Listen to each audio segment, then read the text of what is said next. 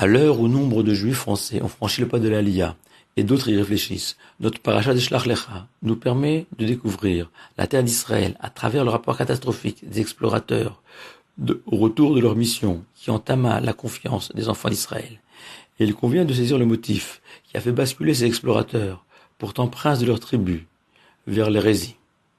C'est une terre qui dévore ses habitants, figure parmi les propos tenus par les explorateurs, qui ont ensuite évoqué la présence sur la terre de Canaan de géants, fils de géants. Le Talmud reconnaît dans cette description Shem Chazai et Hazaël, deux géants tombés du ciel avant l'époque du déluge.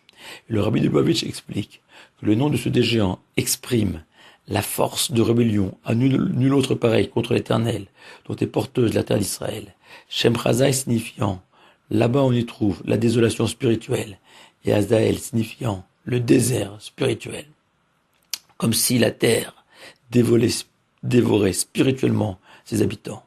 Et même si les explorateurs ont été émerveillés par ce pays où coule le lait et le miel, symbolisant la Torah, comparée à la fois au lait et au miel, en voyant de manière prophétique ces sages du judaïsme qui grandiront sur cette terre dont l'air rend sage. Mais dans le même temps, les explorateurs ont été effrayés par la vision de ces générations de mécréants qui peupleront cette terre d'Israël, pays de tous les extrêmes, où en 2016, à quelques rues de distance, des hommes et des femmes atteignent des niveaux spirituels insoupçonnables, alors que d'autres sombrent dans les vomissures de l'immoralité ou le néant de la matérialité.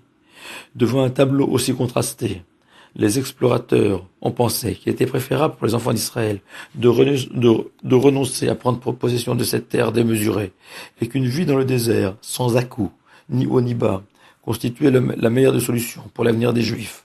Face à cette position, les deux seuls explorateurs restés fidèles à Dieu, Josué et Caleb, ont alors protesté, aux yeux de tous, « Non, ne craignez pas le peuple de cette terre, car il est notre pain. » En s'inspirant du Rachaïm, le pain, nourriture de base, représente l'étincelle divine, basique, qui brille dans chacun des Juifs, même ceux les plus éloignés.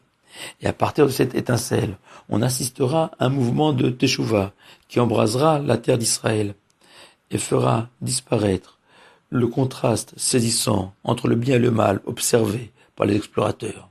C'est notre conviction intime quand deux chariots se télescopent, l'un chargé à rabord, l'autre vide, le second vole en éclats et laisse passer celui qui est rempli.